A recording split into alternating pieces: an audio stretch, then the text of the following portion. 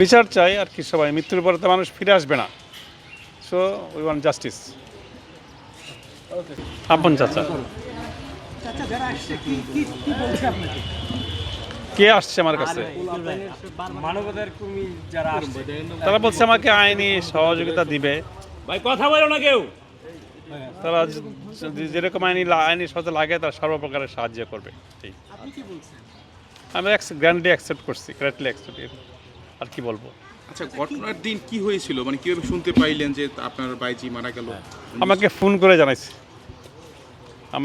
করে জানাইছে সে মারা গেছে, ইজ ডেড। মানে এর আগে কিছু জানতেন বা তার সম্পর্কে বা তার হাজবেন্ডের সম্পর্কে পারিবারিক কলহ কেউ জানতেন কিনা? না, এটা আমি জানতাম না। তার ফ্রেন্ডরা জানতো। এটা কিংবা এক্সপোজ করেনি কখনো আমাদের কাছে। কার কার সম্পর্ক? আমার সম্পর্ক দিয়ে আপনার কী করবেন? এটা গুড। হ্যাঁ, এটাই গুড।